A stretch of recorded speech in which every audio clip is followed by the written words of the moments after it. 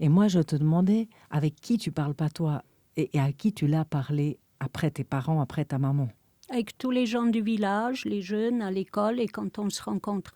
Et par exemple, quand j'étais à l'école du tourisme, en 85, ma jeune tante est descendue à Sierre pour une sortie et bien sûr, on parlait en patois. Parce que si on parle en français, c'est comme si on parlait à un étranger.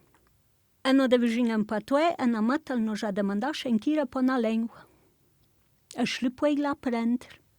Une femme vous a demandé. Une fille de l'école nous a demandé ce que c'était pour un langage, pour une langue, et si on pouvait la lui apprendre, ou elle pouvait trouver des livres. Et on lui a dit que les livres n'existaient pas. Marie Quinodo a élaboré un dictionnaire du patois, mais pour les personnes qui parlent en patois et qui veulent écrire en français, pas le contraire. Ah, ça, c'est très intéressant. Et aussi ce que tu as dit, quand on ne parle pas en patois, c'est qu'on parle avec une personne étrangère. Qu'est-ce que tu entends par étrangère? Par exemple, avec ma jeune tante, avec mes frères, avec les gens avec qui j'ai l'habitude de parler en patois, s'il y a une tierce personne qui ne le comprend pas, par politesse, on lui parle en français. Mais si je dois parler à ma jeune tante en français, c'est comme si je m'adressais à quelqu'un que je ne connais pas.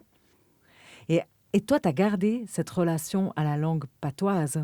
Quand tu parles en patois, c'est en général que tu as envie d'alléger ton cœur, tu as envie de rigoler, ou c'est indifférent de ton humeur ou du contexte? Bon, si je suis avec des gens, je suis à de mundo de chez nous. Je devais que j'aime patois parce qu'en la mentesse, ils ne savent pas déjà notre langue. Quand je parle en patois avec quelqu'un de chez nous, je réfléchis en patois. Ça vient spontané, c'est inné. Je ne vais pas commencer à dire « Ah, mais tiens, telle phrase » et après, il faut traduire. Et quand je parle en français, je réfléchis en français. S'il y a des choses que j'ai l'habitude de réaliser avec ma grand-mère ou avec des gens de chez nous, les mots qui les caractérisent viennent en patois. Parce que c'est le souvenir. Et il a été mémorisé dans les tiroirs du patois. Et il y a des activités. Voilà, ou des subtilités où il y a des mots qu'on ne trouve pas en français, donc tu n'as pas le choix que de les utiliser en patois. Alors là, on voit aussi l'origine du patois de chez nous, le Val d'Arola. Il avait ouverture sur la vallée de Zermatt et sur l'Italie. Alors on a des mots, les reibun en valser, on dit les carottes.